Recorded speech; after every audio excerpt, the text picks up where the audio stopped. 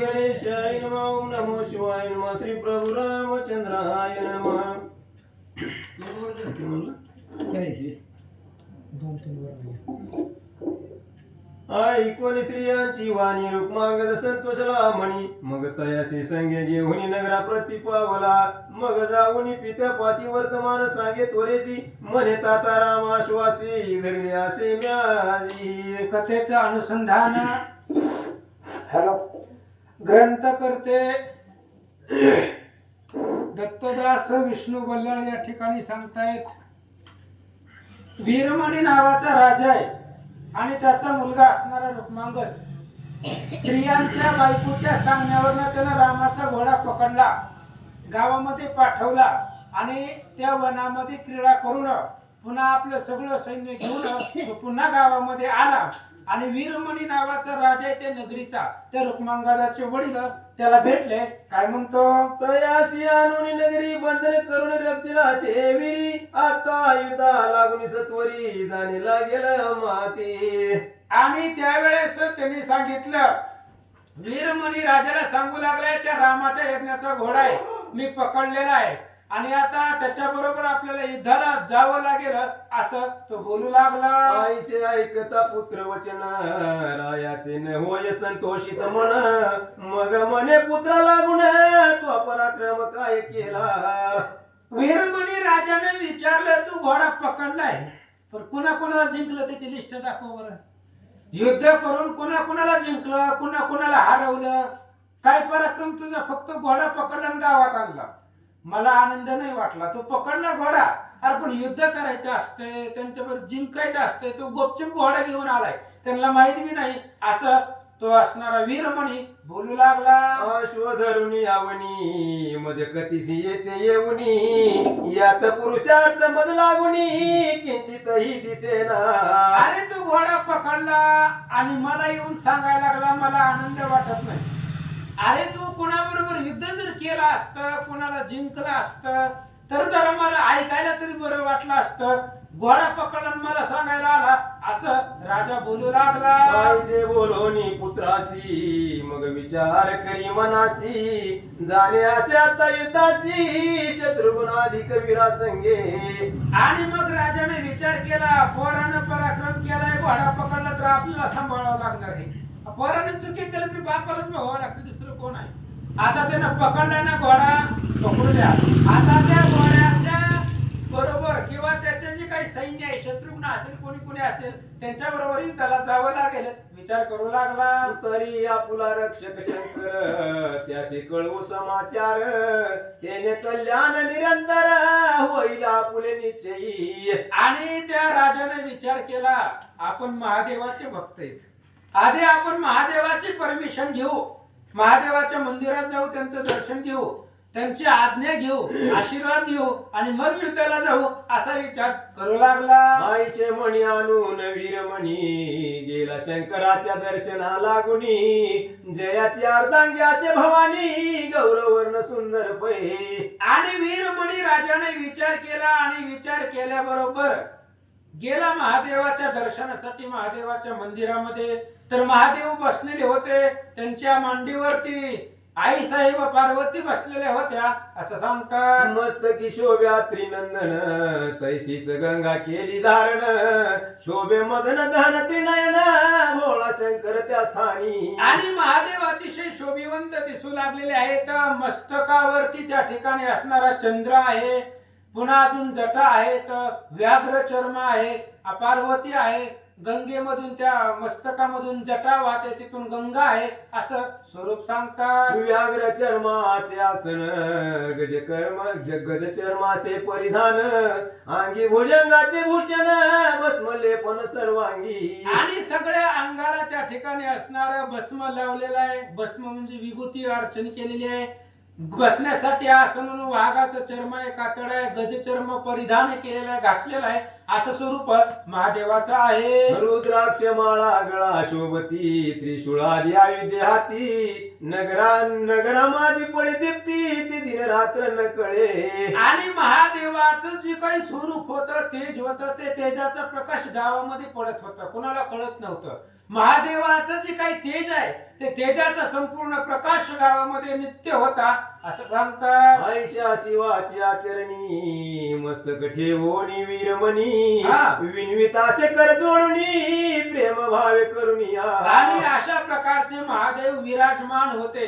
पार्वती आईसाहेब सोबतीला होत्या आणि महादेवाला पाहिलं. वीरमणी राजानं नमस्कार केला, दर्शन घेतलं. काय म्हणतो?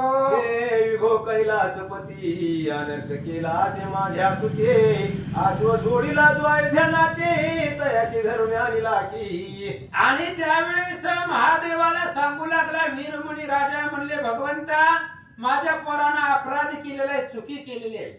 भगवान श्रीरामचंद्र यज्ञ करतायत आणि त्यांच्या यज्ञाचा घोडा माझ्या मुलानं पकडला असं राजा सांगू लागला. आईचे ऐकोनी राजवचन तयासी म्हणे त्रिनयन घोर कर्म करीतो तो नंदन तरी मरणा योग्य होईल की. आणि त्यावेळेस वीरमणीचं बोलणं ऐकलं महादेवानं आणि सांगितलं जरा पोराला आवर म्हणले.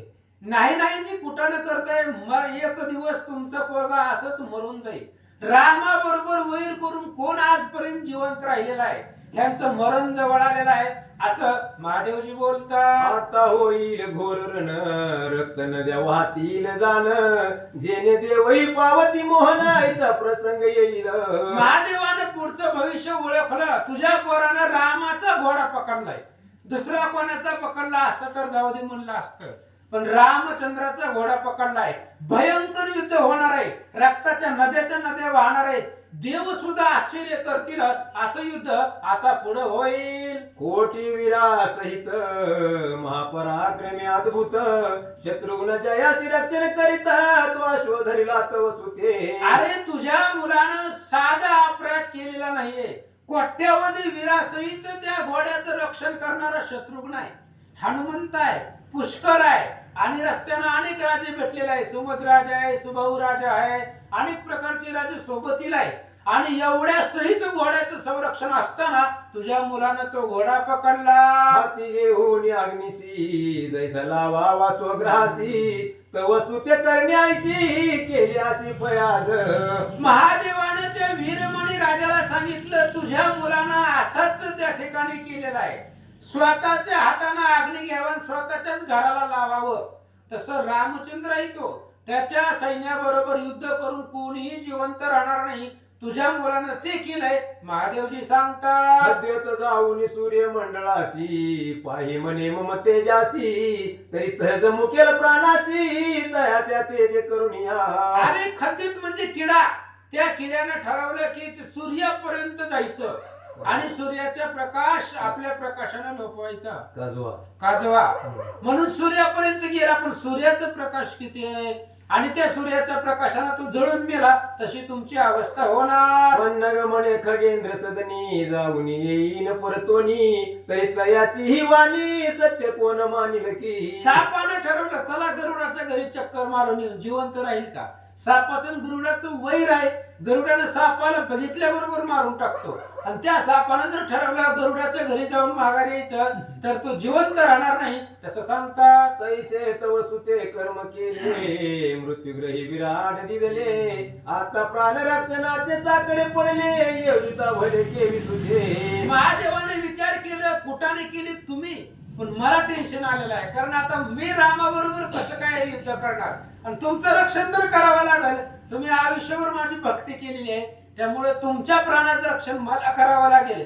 मग काय करतो ऐका. मी आपुल्या रचने करून करी तुझयाचे नाम स्मरण तयाचा तव सुते हाय धरण वैरपण मिळविले. महादेवाने सांगितलं, भगवान श्री महादेव वीरमणी राजाला सांगताय, अरे ज्याचं मी भजन करतोय तो राम आहे. ज्या रामाशिवाय मला एक क्षणभर सुद्धा करमत नाही. ज्या रामाचं भजन मी रात्रंदिवस करतो त्या रामाचा घोडा तुझ्या पोरानं पकडला. महादेवजी सांगतात, आता तयाच्या रक्षकाशी युद्ध कराल महत् प्रयासी तरी जयन हो तुमासी यायचे जाण निश्चयसी. आणि त्यावेळेस महादेवाने सांगितलं त्या रामचंद्राच्या यज्ञाच्या घोड्याला जे रक्षक आहे त्या रक्षकांबरोबर जर तुम्ही युद्ध केलं तर तुम्हाला विजयच भेटणार नाही. महादेवजी सांगतात, पंचानन चढता कोपासी जंबुक कैसा जिंकील त्यासी क्षणा माझी मरणासी प्राप्त होई निर्बळ तो. अरे बाबा जम्बू काय कोल्हाय आणि जर सिंह युद्धाला निघाला डरकाळी जरी फोडली तरी कोल्हा त्याच्या पुढे टिकत नाही.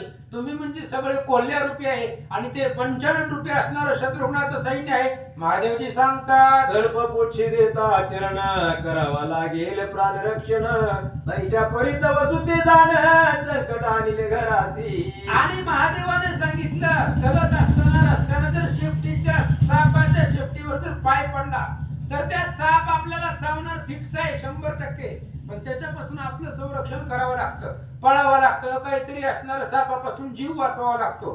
तसं तुझ्या पोरानं चालून विघ्न घराला आणलेलं आहे. महादेवजी सांगतात, आता जे घडले असे तयासी उपाय काही नसे परिया काजी मज भासे लाभ एक उत्तम पळे. महादेवाने सांगितलं तुझ्या पोरानं घोडा पकडलाय, याच्यामध्ये लाभ काही नाहीये, नुकसान होणारच आहे, तुम्ही मरणार आहात. पण या सगळ्या गोष्टीमधून मला एक लाभ म्हणजे स्वतःच हित दिसायले.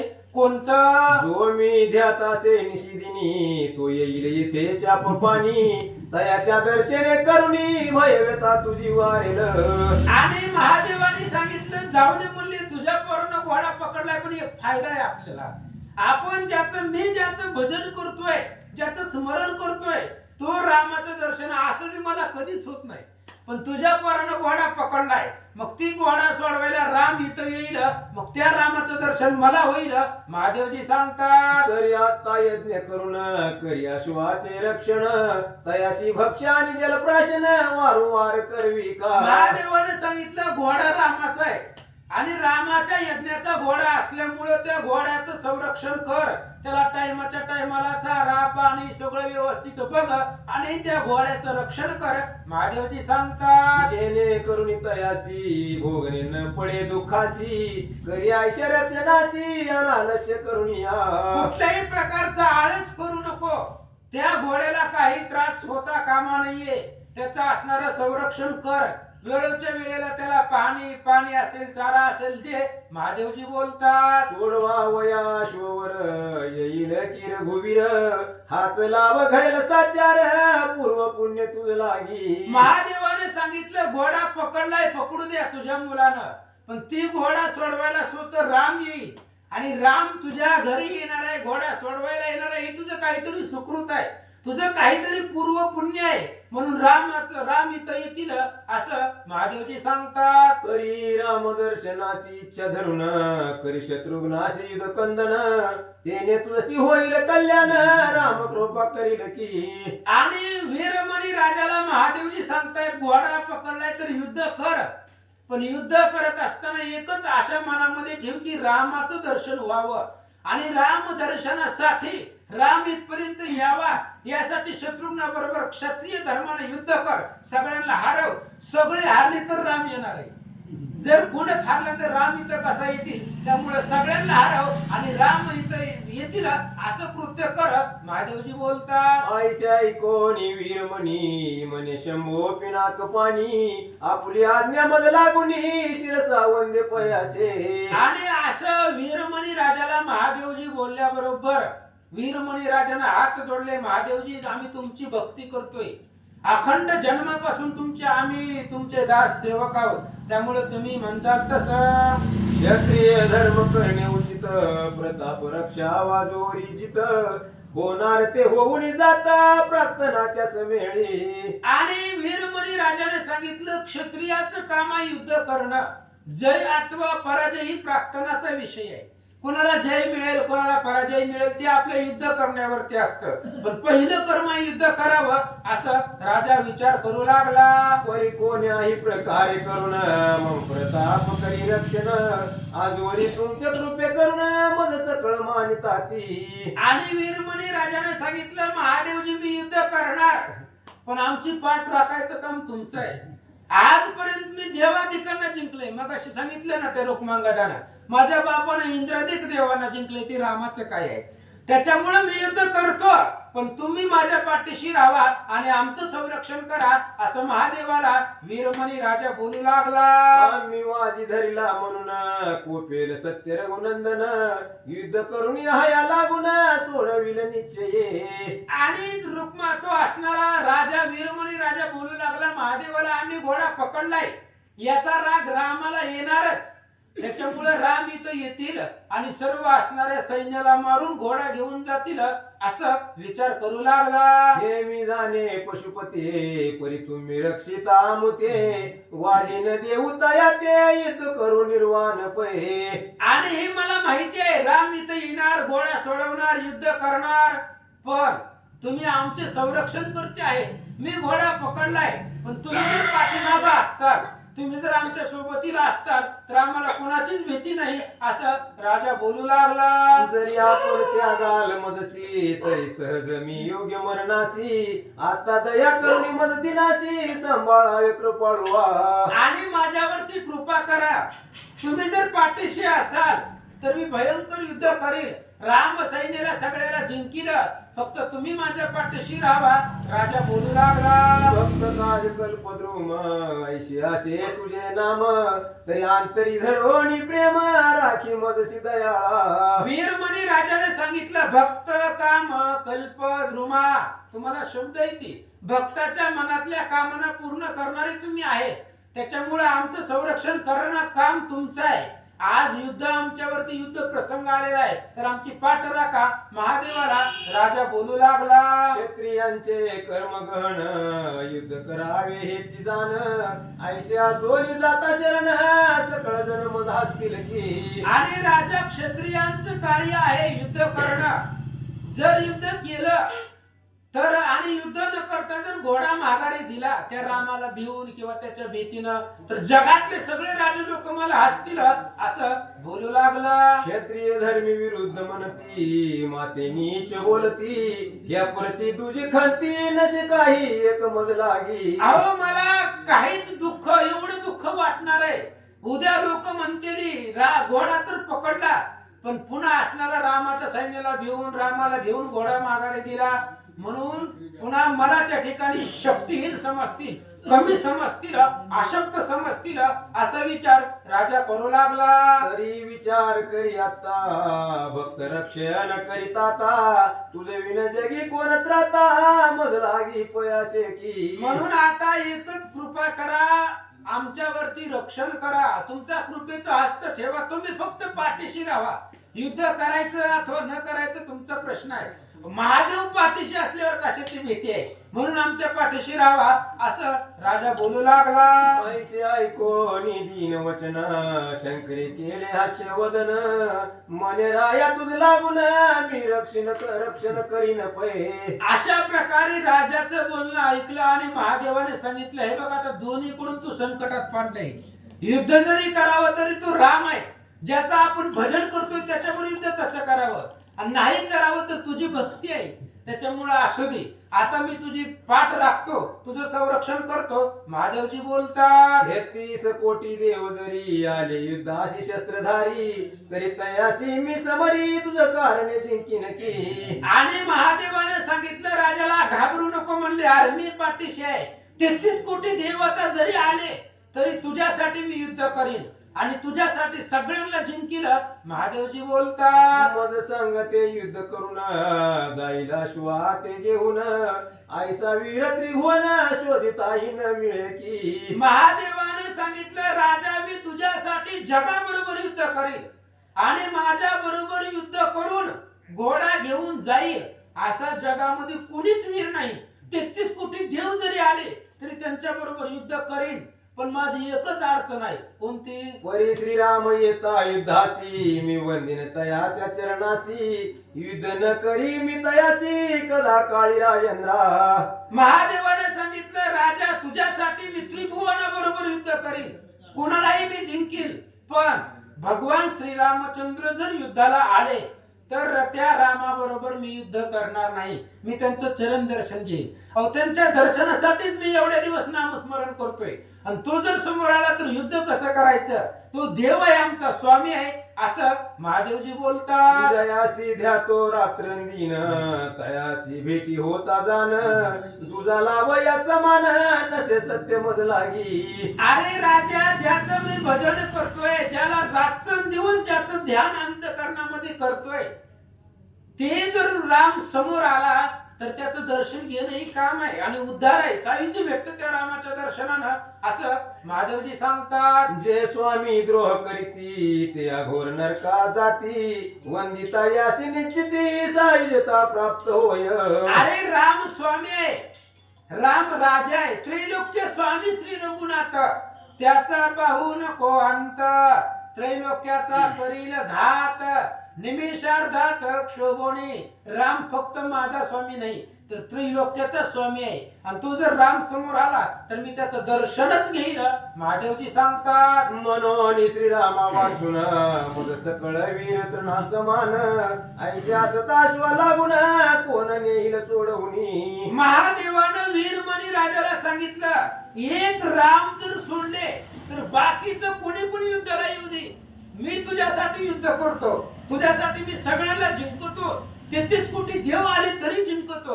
पण एक राम वेगळा जर केला तर मला सगळे वीर तृणासमान गवताप्रमाणे आहेत. पण तोच जर राम माझ्या पुढे आला तर मी त्या रामाचं मी दर्शन घेईन, महादेवजी सांगतात. आता सकळ सैन्य भारी संग्रामा जाई झळकरी शत्रूचा संहार करी आपुलिया पराक्रमे. आता सगळं सैन्य गोळा कर आणि सगळं सैन्य गोळा करून सिद्ध करून चतुरंग दळ तयार कर आणि शत्रुघ्नाबरोबर युद्धासाठी जा, मी मागून तुझ्या मदतीला येतो, महादेवजी सांगतात. ऐकता शंकर भाषणाशी अति आनंद झाला वीरमनीशी मग आज्ञा करून सेनापतीची सकळ सेना सिद्ध केली. महादेवाचं बोलणं ऐकलं, महादेवानं आश्वासन दिलं आणि मग वीरमणी राजाला आनंद वाटला. आणि मग सगळे आपलं जे सैन्य होतं त्या सैन्याला चतुरंग सेना सिद्ध करण्याची आज्ञा राजाने दिले.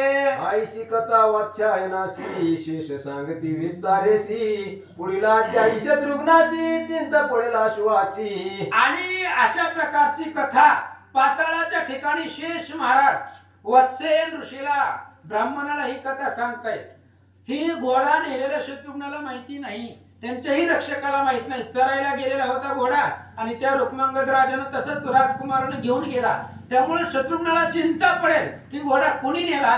ती कथा पुढच्या अध्यायात ऐका. अश्व बांधिला देवपुरी कळताची सकळ विरी युद्ध केले असे समनी वीरमणी रायासी. आणि आता पुढच्या असणाऱ्या अध्यायामध्ये शत्रुघ्नाला कळेल देवपुरी नावाचं गाव आहे आणि त्या गावामध्ये वीरमणी नावाचा राजा आहे आणि त्या राजानं त्याच्या पोरानं घोडा नेलेला आहे असं शत्रुघ्नाच्या लक्षात आल्याबरोबर युद्ध करते.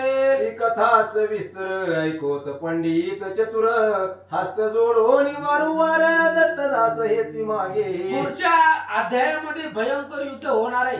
इकडे पुष्कर आहे, शत्रुघ्न आहे, हनुमंत आहे, अनेक प्रकारचे राजा आहेत आणि इकडे फक्त वीरमणी आणि त्याचा मुलगा असणारा रुक्मांगद आणि त्यांचे पाठीराखे महादेवजी यांचं भयंकर युद्ध होणार आहे, घनघोर युद्ध होणार आहे. ती कथा पुन्हा पुन्हा पुन्हा ऐका, महादेव असं ग्रंथकर्ते सांगतात. इति श्री पद्मपुराणे पाताळखंडे शेष वाच्यायन संवादे रामाश्वमेधे देवपुरगमन नाम 39 अध्याय. गोडा श्री रामचंद्र हार वनमोजू शुभम पुंडलिक वधारी विठ्ठल श्री ज्ञानदेव तुकाराम पंढरीनाथ भगवान की जय.